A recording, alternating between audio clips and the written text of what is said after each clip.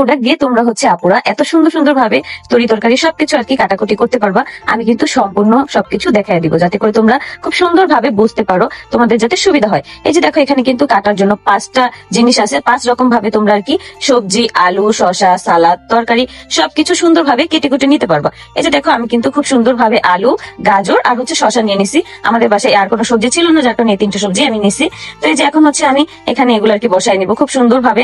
কিভাবে এটা অ্যাডজাস্ট করতে হয় এটাও কিন্তু আমি তোমাদেরকে দেখাই দিলাম যাতে তোমাদের জন্য সুবিধা হয়। তো এখানে আলুগুলো হচ্ছে আমি মাঝখান থেকে কেটে নিব এটা সাইজ অনুযায়ী। তারপর হচ্ছে ভালোভাবে আলুটাকে রেখে তারপরে আমি দেখো কিভাবে কাটাকুটি করি। তোমরা জাস্ট আমার ধরাটা, আমার কাটার স্টাইলটা ফলো করে দেখো। এইভাবে কিন্তু তোমরা চাইলে খুব সুন্দর ভাবে আলু, শসা, তারপর সবকিছু আর কি কেটে কুটে নিতে পারবা। দেখো আলুটা কি প্রোডাক্ট দিয়ে আখির দেখানো এই প্রোডাক্টটা দিয়ে কিন্তু আপুরা আপনারা এত সুন্দরভাবে সবকিছু কাটাকাটি করতে পারবেন। আখি কিন্তু কিভাবে করতে হবে এই ভিডিওর মাধ্যমে দেখিয়ে দিয়েছে। আলু, শসা, গাজর, বিভিন্ন ধরনের সবজি কিন্তু আপনারা এই গ্রেডার দিয়ে কিন্তু খুব সুন্দরভাবে গ্রেড করতে পারবেন।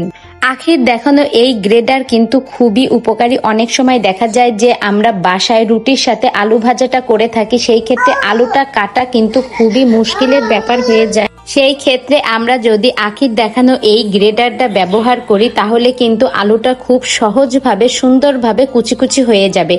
অনেক সময় দেখা যায় আমরা সকালে বিশেষ করে রুটি, আলু ভাজা করে থাকি, সেই ক্ষেত্রে আলুটা যদি সুন্দরভাবে কুচি কুচি করে কাটা হয় তাহলে কিন্তু ভাজিটাও খুব সুন্দরভাবে অল্প সময়ের ভিতরে হয়ে যায়।